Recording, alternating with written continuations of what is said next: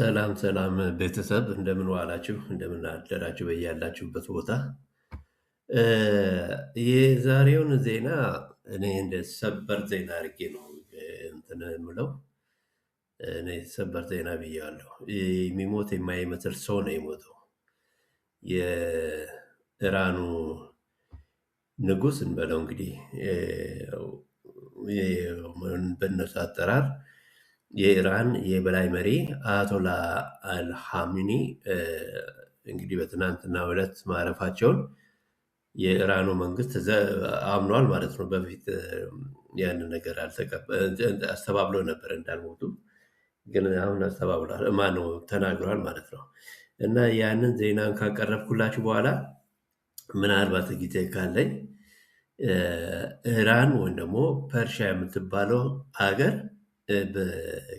ከኢየሱስ ክርስቶስ በፊት በብሉይ ኪዳን ላይ በጣም እንደ አሜሪካ የምትጠራ የምትፈራ ሀገር ናት እና ያንን ታሪኩን ጊዜ ካገኘሁኝ በኋላ እመለስበታለሁ።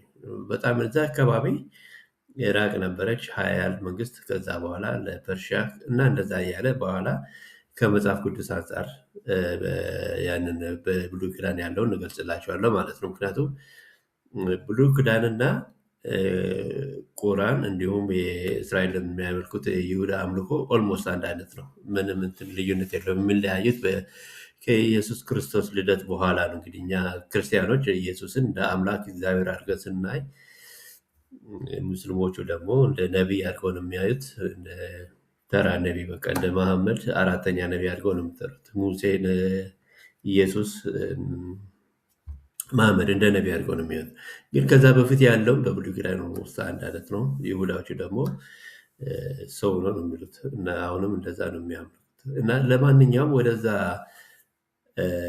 ጊዜ ካገኘው በኋላ እመለስበታለሁ። ከታሪክ ጋርም ኦልሞስት አንድ አይነት ነው። ብሉይ ኪዳን ከእስራኤል ታሪክም በዛ ጋ ያሉትን ታሪክ አንድነት ስለሆነ ለአሁኑ ለዛሬው ከመጽሐፍ ቅዱስ አንጻር ብሉይ ኪዳን አንጻር ጊዜ ካገኘው እመለስበታለሁ። ለአሁኑ ግን ወደ ዋናው ርዕሱ ዜናውን መሞታቸውን የሚገልጽ ከዚህ የሙዚቃ ሽግግር በኋላ ተመልሼ እመጣለሁ። ጠብቁኝ።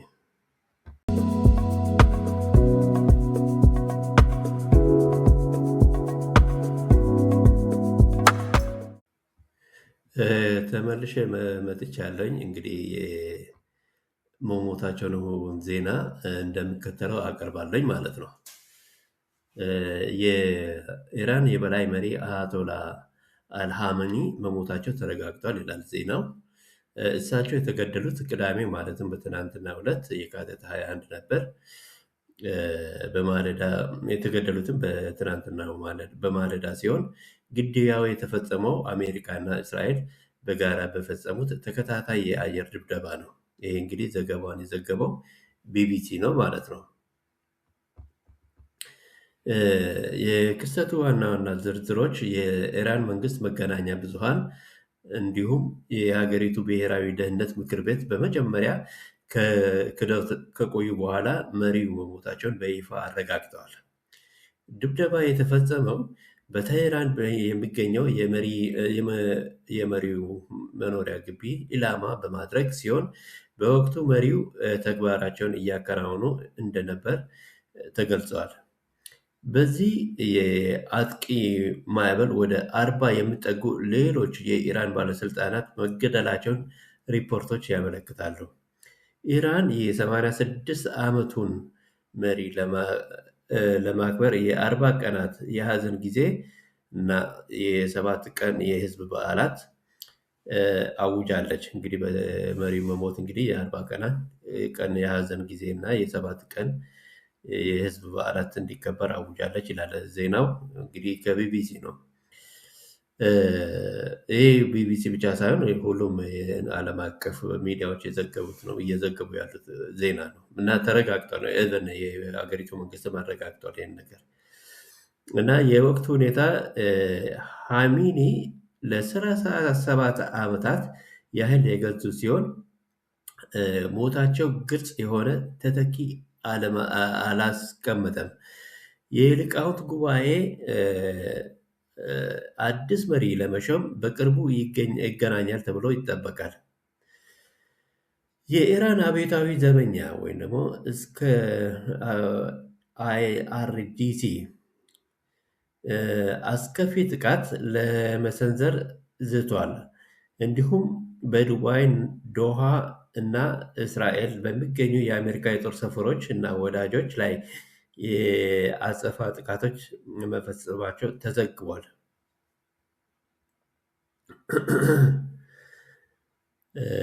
እንዲሁም መንግስት ሀዘን ላይ ቢሆንም በአንዳንድ የቴህራን ክፍሎች እና እንደ ለንደን ባሉ ከተሞች በሚኖሩ የኢራን ስደተኞች ዘንድ ደስታ እየተገለጸ መሆኑን ተሰምተዋል። እና ዜናው ይሄንን ይመስላል።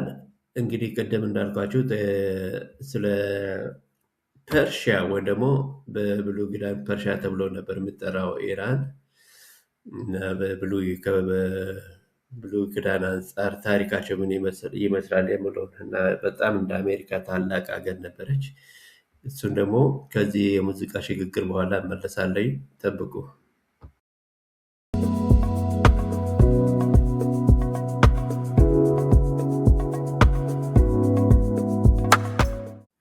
ተመልሼ መጥቻለሁኝ እና ይሄንን አሁን ማቀርብላችሁ እንትን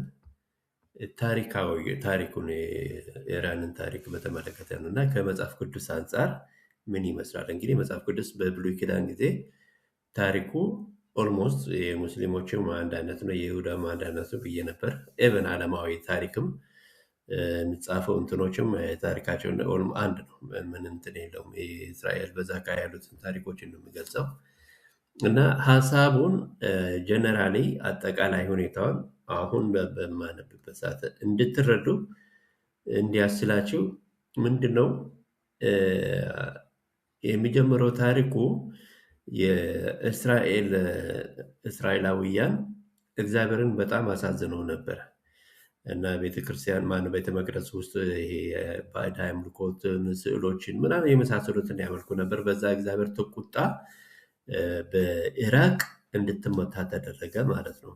ከዛ እነኚህ ይሁዳዎች እስራኤሎች ተበተኑ በዓለም ላይ። ስደቱ የዘመን በጣም ብዙ ዘመን የቆየ ነው። አሁን ቅርብ ጊዜ እስራኤል ተብሎ ከተለያየ ቦታ የተሰባሰቡት እና በዛ ጊዜ ነው ስደቱ የጀመረው እና ተበተኑ ማለት ነው። በነ ዳንኤል ሁሉ በቃ ለግዞት ወደ ኢራቅ ምናምን ሄደው ነበር። ያኔ ባቢሎን ነበር የሚባለው ኢራቅ እና ከዛ በኋላ ፐርሺያዎቹም በጦርነት ይሁን እንደ አሁን ለጊዜው እንትን ረሳሁት፣ ግን ፐርሺያዎቹ ወይም ደግሞ እነኚህ ኢራኖች እንደገና መልሰው ኢራቅን ወረው እና እስራኤልንም እንደዛ ወረው፣ ግን ትልቅ ውለታ ነው የዋሉት እነኚህ ኢራኖች በዛን ጊዜ ፐርሺያ ብለው የሚጠሩት። ምክንያቱም እስራኤሎችን ከያሉበት ከኢራቅ ምናምን አሰባስበው ቤተ መቅደሱን እንደገና እንዲሰሩ አድርገዋል እና የዛሬውን አድርገውና ዛሬ ደግሞ እስራኤልና ኢራን እንደዛ ሆናል ማለት ነው። እና ከባይብል አንጻር እንግዲህ ታሪኩን በዚህ እንትን ውስጥ ግምት አድርጋችሁ ሀያን መንግስት የነበረችው ኢራቅ ነች። ከዛ ኢራን ሆነች። አሁን ደግሞ ያለበትን ሁኔታ ቅድም አንብቤ ያለኝ እንደዛ። አሁን እንግዲህ ዝርዝር ሁኔታውን ትንሽ ሄድበታል አንደርስታንድ እንድታደርጉ እና በመጽሐፍ ቅዱስ ፋርስ ወይም ደግሞ በዘመናዊ ኢራን አይሁዶች ከባቢሎን ምርኮ ከተመለሱ በኋላ፣ ባቢሎን ማለት እንግዲህ አሁን ኢራቅ ናት። ከተመለሱ በኋላ እግዚአብሔር የተጠቀመበት ወሳኝ የዓለም ኃያል ተደርጋ ተስላለች። ማን? ኢራን። እንደ ጨካኞች አሦራውያን፣ እንግዲህ አሦራውያንም በጣም ጨካኞች ናቸው። አሦራውያን ወይም ባቢሎናውያን ሳይሆኑ ኢራኖች ወይም ደግሞ የፋርስ ግዛት በአጠቃላይ ለእስራኤል ይበልጥ ታጋሽ፣ ተስማሚ የነበረች ተደርጋ ትታያለች። ማን? ፋርስ። ፋርስ ማለት ማን ነው? ኢራን። እና የአስደናቂው የመጽሐፍ ቅዱስ የዘመን ቅደም ተከተልን ደግሞ ከዚህ ቀጥዬ ክስተቶችን አቀርባለሁ። የግዛቱ መስራች ማን? የግዛቱ መስራች ቂሮስ በታዋቂነት የእግዚአብሔር የተቀባው ወይም መሲህ ተብሎ ተጠርቷል። ይህ እንግዲህ በኢሳያስ 45 1 ላይ ነው። ይህን ማዕረግ የያዘ ብቸኛ አይሁዳዊ ያልሆነ ሰው ነው። እንግዲህ ይህኛው በ538 ከክርስቶስ ልደት በፊት ማለት ነው። ዓመተ ዓለም ይባል ነበር ያን እና የመመለሻ አዋጅ በማውጣት አይሁዳውያን ምርኮኞች ወደ ኢየሩሳሌም እንዲመለሱ ፈቅዷል። አይሁዳዊ ያልሆነ ንጉሥ ማለት ነው ቂሮስ እና ሁለተኛው ቤተ መቅደስ ለመገንባት ገንዘብ አቅርቧል። እንግዲህ ቂሮስ ኢራናዊ ይመስለኛል፣ ግን ይሁዳዊ አይደለ። እኔ እያነበብኩኝ ነው ያለሁት እና ለአይሁዳውያን ተበትነው የነበሩት እንዲመለስ አድርጎ ቤተ መቅደሱን እንዲሰሩ ገንዘብ ሁሉ ሰጥተዋቸዋል ማለት ነው። ስለ አስተር ሁኔታ ደግሞ የአስተር መጽሐፍ የተከናወነው በንጉሥ አርጤክስስ ዘመን በፋርስ ዋና ከተማ ማለትም ያኔ የፋርስ ዋና ከተማ ወይ ደግሞ የኢራን ዋና ከተማ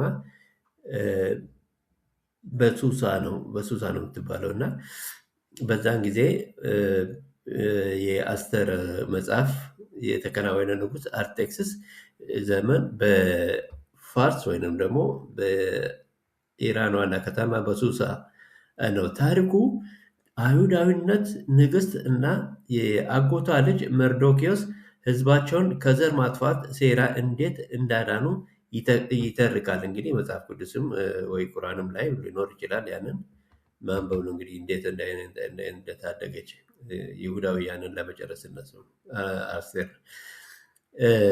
በዳሪዮስ ዘመን ዳሪዮስ የቂሮስን የመጀመሪያ አዋጅ ካረጋገጠ በኋላ በኢየሩሳሌም የነበረ ቤተ መቅደስ ግንባታ በ515 ዓ.ም ተጠናቀቀ። እዝራ 6 ላይ ነው የሚገኘው እና ዳሪዮስ ማለት የኢራን ንጉሥ ነው። እስራኤሎችን ይሁዳዎችን ቤተ መቅደሱን እንዲሰሩ እንትን ተደርጎ ያጠናቀቀው እሱ በሱ ዘመን ነው፣ ዳሪዮስ ዘመን ነው። አርጤክስስ ማነው? እዝራና ነሄሚያ ወደ ኢየሩሳሌም ተመልሰው ሃይማኖታዊ ሕጉን እንዲያስተካክሉ እና የከተማዋን ቅጥር እንዲገነቡ ፈቅዷል። ማን?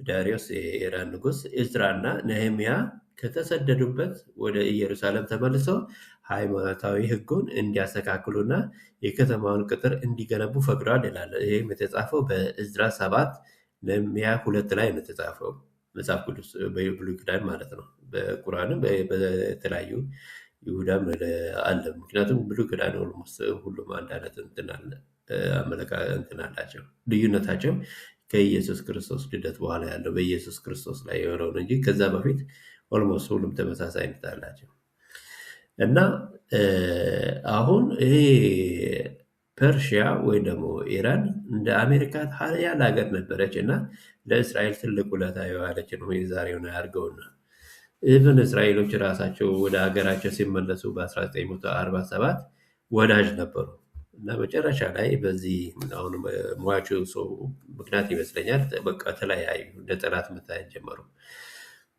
ምሳሌያዊ እና ትንቢታዊ ጥቅሶች ወይም መጠቅሶች ወይም ደግሞ ጥቅሶች እሺ በዳንኤል ራእዮች ውስጥ በዳንኤል ራእይ ማለት ነው። በዳንኤል ራእይ ውስጥ የፋርስ ግዛት ወይም ደግሞ የኢራን ግዛት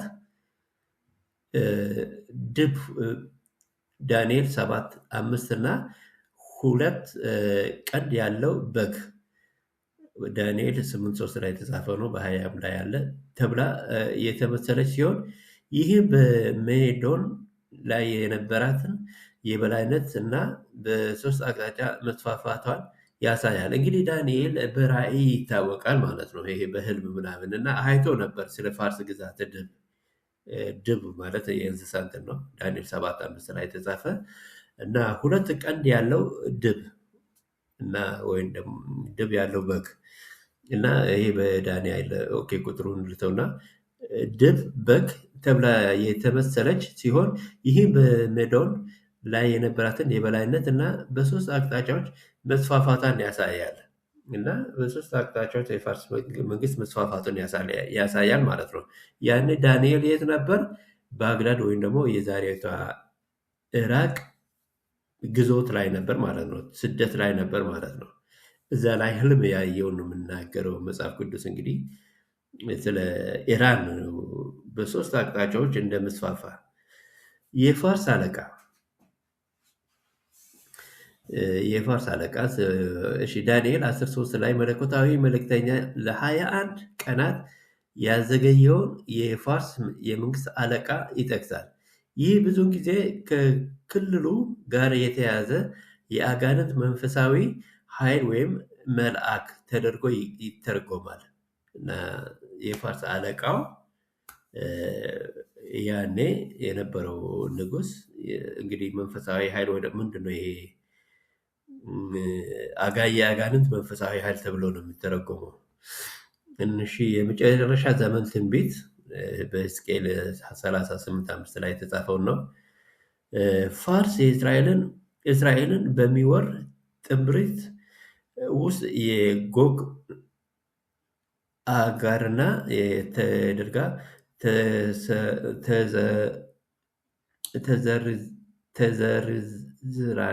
ተዘርዝራለች። ኦኬ በሕዝቅኤል 38:5 ላይ ፋርስ እስራኤል በሚወር ጥምረት ወግ ውስጥ የጎግ አጋር ተደርጋ ተዘርዝራለች። ይህ ክስተት ብዙ ዘመናዊ ትርጓሜዎች ከዘመናዊ የኢራን አገር ጋር ያያይዙታል።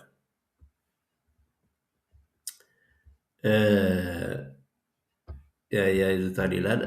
ትንሽ ጠብቁኝ። ያያይዙታል።